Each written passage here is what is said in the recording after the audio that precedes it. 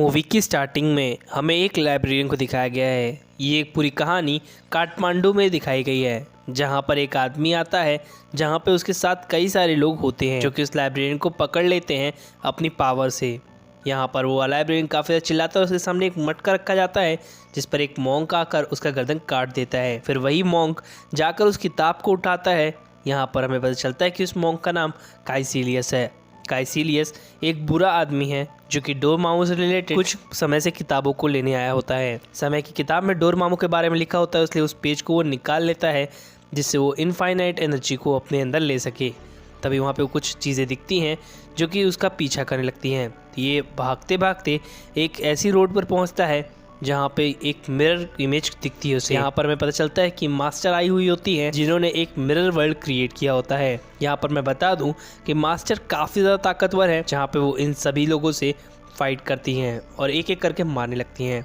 लेकिन काइसिलियस इसी चीज़ का मौका पाते ही वहाँ से भाग जाता है अपने कुछ साथियों के साथ। लेकिन अब मास्टर को ये जगह के बारे में नहीं पता होता कि काइसिलियस किस तरफ गया होगा, इसलिए वो वापस से मिरर वर्ल्ड को रियल वर्ल्ड में चेंज कर देती है और वहाँ से चली जाती हैं। डॉक्टर को दिखाया गया है जिसका नाम डॉक्टर स्ट्रेंज है और ये काफ़ी ज़्यादा स्पेशलिस्ट है अपने काम में, जिस पर वो एक ऑपरेशन कर रहा होता है। उसी दौरान उसे एक लड़की बुलाती है जिसका नाम क्रिस्टीना है और यहाँ पर ये लड़की हमारी डॉक्टर स्ट्रेंज की गर्लफ्रेंड है। वो बताती है कि एक आदमी इसके सर पर बुलेट फंसी हुई है, तो ये उसे बचाने के लिए जाते हैं, जहाँ पे वो डॉक्टर उसे लेकर जा रहा होता है दूसरे वार्ड में शिफ्ट करने के लिए। जिस पर वो बताते हैं कि इसके सर पे बुलेट फंसी हुई है, अगर सर्जरी ना की गई तो वो मारा जाएगा। यहाँ पे उसकी सर्जरी करना स्टार्ट करते हैं और उसके सर के अंदर से उस बुलेट को निकाल लिया जाता है। यहाँ पर यह ऑपरेशन सक्सेसफुल रहता है क्योंकि उसके सर से वो बुलेट निकल चुकी थी। दूसरी तरफ क्रिस्टीना और डॉक्टर स्ट्रेंज बात करते हैं कि आज रात की पार्टी में वो चलना चाहेगी उसके साथ, या वो मना कर देती है। तो डॉक्टर स्टीफन स्ट्रेंज अकेले उस जगह के लिए निकल जाते हैं अपनी कार में तैयार होकर, जहाँ पे उनकी कार को दिखाया गया जो कि काफ़ी ज़्यादा स्टाइलिश है, और वहाँ से वो निकल जाते हैं। को ड्राइव कर रहे होते हैं, उस दौरान बिली नाम के आदमी का उन्हें कॉल आता है जिस पर बताता है कि एक आदमी के सर पर बुलेट घुसी पड़ी है, तो उसे कैसे निकाला जाए। जब वो बता रहे होते हैं उसी दौरान उनकी गाड़ी का एक्सीडेंट हो जाता है और उन्हें काफ़ी बुरी तरीके से इंजरी आई होती है। अगली सुबह उन्हें हॉस्पिटल पर लाया जाता है जहाँ पे उनका इलाज किया जाता है। उनके हाथों में काफ़ी ज़्यादा मात्रा में रॉड डाली जाती है। उन्हें क्रिस्टीना ये सारी बातें बताती हैं, जिस बात से हमारे डॉक्टर स्टीफन स्ट्रेंज काफ़ी दुखी होते हैं कि वो कभी भी किसी चीज़ को ऑपरेट नहीं कर पाएंगे क्योंकि उनका हाथ काफ़ी ज़्यादा मात्रा में कांपेगा। जिसके बाद हमें दिखाया गया कि सारी देखभाल क्रिस्टीना ही उनकी हमेशा से करेगी अब, और वहाँ पास से वो चली जाती है। कि अब यहाँ पे मैं बता दूँ क्रिस्टीना भी काफ़ी ज़्यादा दुखी थी डॉक्टर स्ट्रेंज के लिए, लेकिन वो कुछ भी नहीं कर सकते थे। यहाँ पे बोर्ड काउंसिल मीटिंग बैठती है जहाँ पे डॉक्टर स्ट्रेंज कहता है कि आप मेरा ऑपरेशन करें, उस रॉड को हटाएं जिससे मैं अपने काम में वापस आ सकूं। यहाँ पर वो कहते हैं कि ये काफ़ी ज़्यादा रिस्की है, चांसेस नहीं कि आपके हाथ ठीक ही हो जाएं, लेकिन हम फिर भी ट्राई करेंगे। डॉक्टर स्ट्रेंज इसके लिए मान जाते हैं और यहाँ पर उनके हाथों का ऑपरेशन किया जाता है, लेकिन फिर भी वो अपने आप को उतना ज़्यादा रिकवर नहीं कर पाते जितना चाहिए। वो अपने सीनियर से बात करते हैं जहाँ पर सीनियर उन्हें कहता है अब आपके हाथ कांपने लगे हैं, इसलिए वो उन्हें रिज़ाइन करने के लिए कह देता है। जिस बात से डॉक्टर स्ट्रेंज काफ़ी ज़्यादा गुस्सा होते हैं और क्रिस्टीना उन्हें समझाने की कोशिश करती है, लेकिन वो क्रिस्टीना पर ही भड़क जाते हैं और इन दोनों के बीच में एक छोटी सी बहस हो जाती है, जिस चीज़ को लेकर क्रिस्टीना अब डॉक्टर स्ट्रेंज से नाराज़ होती है। डॉक्टर स्ट्रेंज अपने सोनोग्राफी देख रहे होते हैं, उस दौरान उन्हें एक आदमी दिखता है, जिस दो आदमी को देखकर उन्हें काफ़ी ज़्यादा शॉक लगता है। यहाँ पर वो उस आदमी से बात करने के लिए जाते हैं, जिस पर वो बताता है क्या तुम वही हो जिसके हाथ और पैर लकवे की वजह से पैरालाइज हो गए थे। यहाँ पर वो कहता है हाँ तुम शायद डॉक्टर स्ट्रेंज हो गए। जिस पर डॉक्टर स्ट्रेंज कहते हैं प्लीज़ तुम मुझे बता दो तुम ठीक कैसे हुए या फिर तुम्हें किसने ठीक किया। जिस पर वो बताता है कि ठीक है मैं तुम्हें बताता हूँ, वहाँ काठमांडू चले जाओ, काठमांडू में तुम्हारा इलाज हो जाएगा। इस जगह पर तुम्हारी साइंस काम नहीं आई, उस जगह पर मेरी गॉड ने मदद की। अब ये बात तुम किसी को मत बताना और वहाँ चले जाओ। स्ट्रेंज अपने आप को ठीक करने के लिए काठमांडू चले आते हैं, जहाँ पर वो गली गली घूमते हैं। तभी उन पर एक आदमी नजर बनाए बैठा होता है। जिसके बाद वो डॉक्टर स्ट्रेंज एक गली पर पहुंचते हैं जहाँ पर उन्हें 3 लोग घेर लेते हैं और उनके साथ रॉबरी करने की कोशिश करते हैं, लेकिन डॉक्टर स्ट्रेंज उनसे फाइट करने की कोशिश करते हैं, जिस पर वो गुंडे उन्हें मारते हैं। तभी वहाँ पे एक आदमी आ जाता है जो कि उन पर नजर बनाया होता है, उन सभी गुंडों को पीटता है और डॉक्टर स्ट्रेंज की वॉच उन्हें रिटर्न करता है और इस आदमी का नाम बैरॉन होता है और उसे अपने साथ लेकर चला जाता है। फिर डॉक्टर स्ट्रेंज को कपड़े उतारे जाते हैं और चाय भी प्रोवाइड की जाती है, जिस चीज को देखकर वो थोड़ा वियर्ड महसूस करता है। यहाँ पे मास्टर आती है और खुद ही वो चाय उसे देती है, जहाँ पर हामिर नाम के बंदे को भी जाने के लिए और बैरन को भी कहती है जाने के लिए।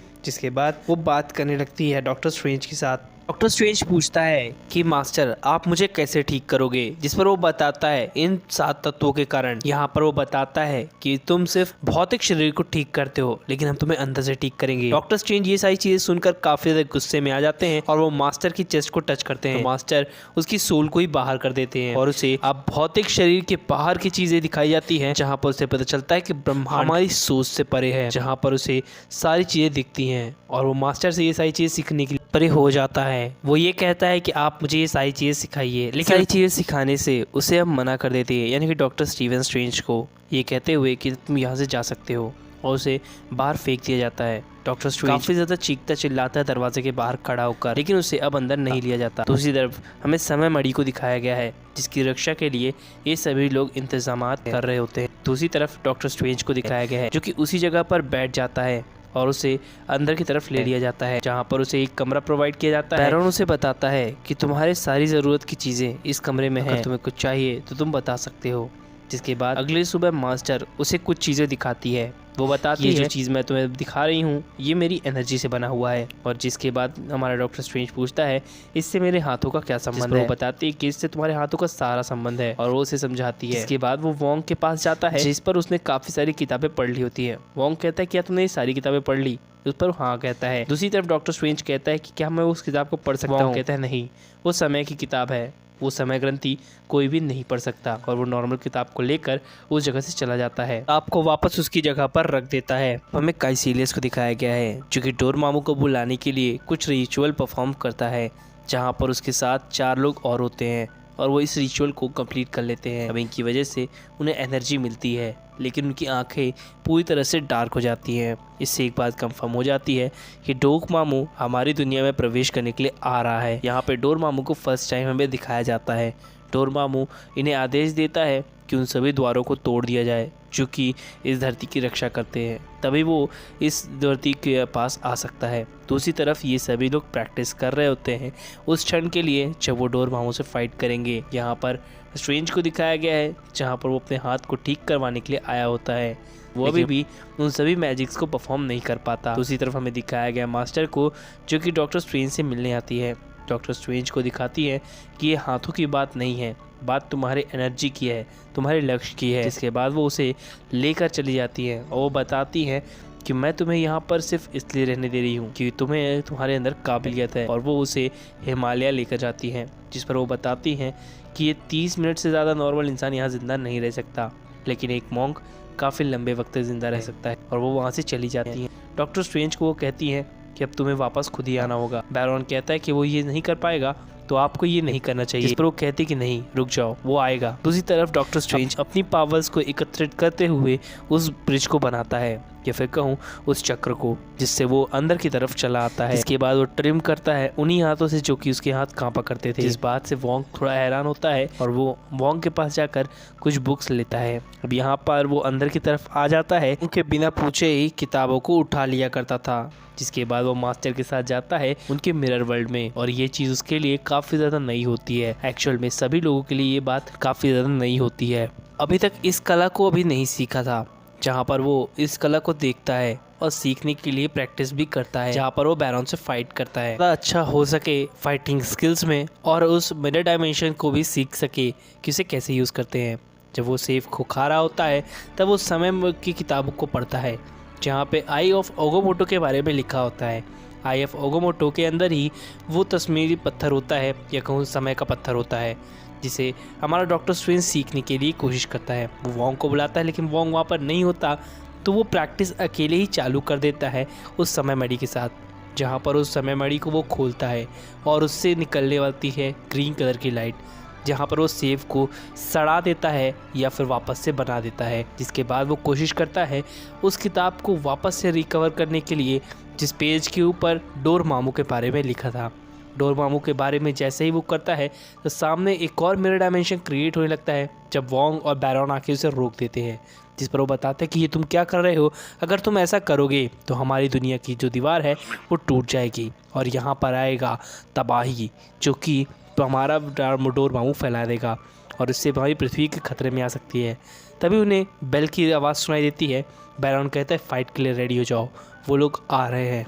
तभी एक धमाका होता है जिससे हमारा डॉक्टर स्ट्रेंज बाहर जाके गिरता है। वो देखता है कि वो लंदन की कुछ सड़कों पे आ गया है और रिटर्न आते वक्त उड़ता हुआ केप उसे दिखता है। ये वही केप है जो कि डॉक्टर स्ट्रेंज को आगे जाकर मिलता है और वो केप डॉक्टर स्ट्रेंज को भी देखता है। तो इस तरफ काइसिलियस उस गेट की तरफ आता है जिस गेट को तबाह करके जिससे वो डोरमामू को बुला सके, जहाँ पे वो उस गार्ड से फाइट करता है जो कि उस दीवार का रक्षक था। अब यहाँ पर वो रक्षक काफी ज्यादा कमजोर होता है इन 3 से 4 लोगों के सामने, तो वो हार जाता है। जहाँ पे डॉक्टर स्ट्रेंज को ये लोग देख लेते हैं, डॉक्टर स्ट्रेंज के पीछे पड़ जाते हैं जिससे वो डॉक्टर स्ट्रेंज को ही मार सके। लेकिन डॉक्टर स्ट्रेंज कैसे भी उनसे बचकर भागने की कोशिश करते हैं, लेकिन काइसिलियस काफी ज्यादा ताकतवर है और भागने की कोशिश करता है, लेकिन वो भाग नहीं पाता क्योंकि यहाँ पर वो मटेरियल स्प्लिट का काम करता है या फिर वो टेक्निक का यूज़ करता है, जिससे सारी चीज़ें उसके लिए ऐसी हो जाती है कि वो दौड़ रहा है और नीचे की ज़मीन से फिसल रही है, जिससे वो फाइट करता है और उसी दौरान वो केप का जार भी टूट जाता है।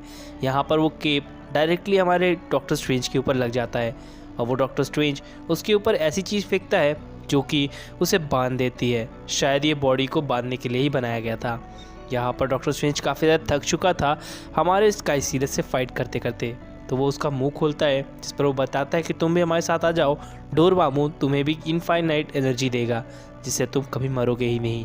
इसीलिए वो इस दुनिया को भी ठीक ऐसा ही बनाना चाहता है कि तुम्हारी मास्टर भी डोरमामू से ही एनर्जी चुराती है। कि तभी पीछे से एक बंदा आ जाता है जो कि काइसिलियस का ही साथी होता है और वो डॉक्टर स्ट्रेंज की पिटाई करना चालू करता है।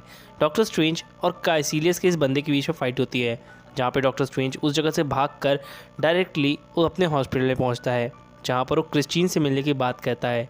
वो कहता है, क्रिस्टीन तुम जल्द से जल्द मेरा ऑपरेशन करना स्टार्ट करो, मुझे बहुत ही ज़्यादा गहरी इंजरी आई हुई है।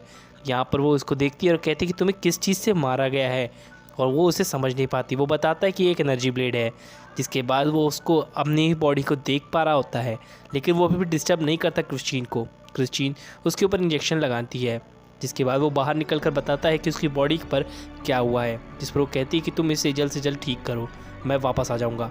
जहाँ पर हमें दिखाया गया है और उस केप को जो कि अभी भी काइसिलियस के बंदे को मार रहा होता है, काफ़ी ज़्यादा स्मार्ट होता है, इसलिए वो अपनी बॉडी से अपनी सोल को बाहर निकाल लेता है और फाइटिंग करने लगता है हमारे डॉक्टर स्टीफन स्ट्रेंज से। डॉक्टर स्ट्रेंज कहता है कि मैं वापस जल्दी आऊँगा, जिसके बाद इन दोनों के बीच में एक ज़बरदस्त फाइट होती है और उस दौरान वो काफ़ी ज़्यादा भारी पड़ रहा होता है डॉक्टर स्ट्रेंज पे, जिसकी वजह से डॉक्टर स्ट्रेंज की लाइफ भी कम होने लगती है।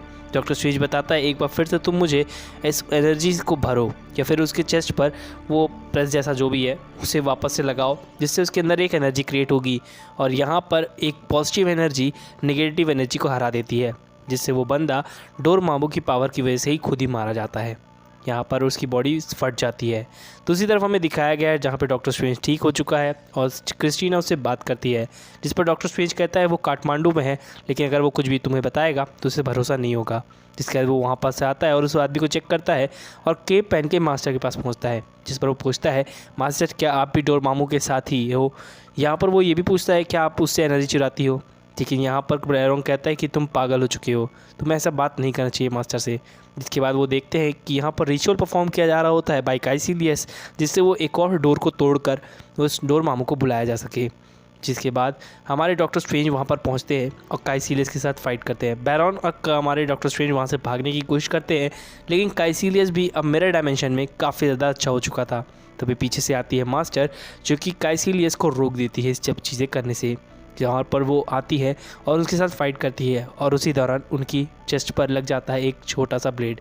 अब हमारे रियल वर्ल्ड में भेज देता है। तो यहाँ पर डॉक्टर स्ट्रेंज और बैरोन भी उस जगह से निकलकर पहुँच जाते हैं रियल वर्ल्ड में, लेकिन तब तक में वो ऊपर से गिर जाती हैं। यहाँ पे डॉक्टर स्ट्रेंज समझ जाते हैं कि उन्हें क्या करना है, इसलिए वो भी अपनी बॉडी से अपनी सोल को बाहर निकाल लेते हैं और बात करने के लिए जाते हैं कि वो वापस से अपनी बॉडी में चली जाएँ, जिससे सब कुछ ठीक हो जाएगा। यहाँ पर वो कहती कि मेरा समय आ चुका है और मैं काफ़ी लंबे अरसे से जी रही हूँ, अब तुम यहाँ के मास्टर हो, ये कहकर वो चले हैं।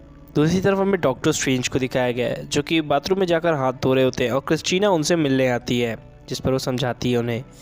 दूसरी तरफ वो काफ़ी ज़्यादा दुखी होते हैं। यहाँ पर हमें दिखाया गया है काइसिलियस को। काइसिलियस अब हांगकांग के उस द्वार को तोड़ने जा रहा होता है, जिससे डोरमामू इस धरती पर आ सके और अपनी तबाही फैला सके।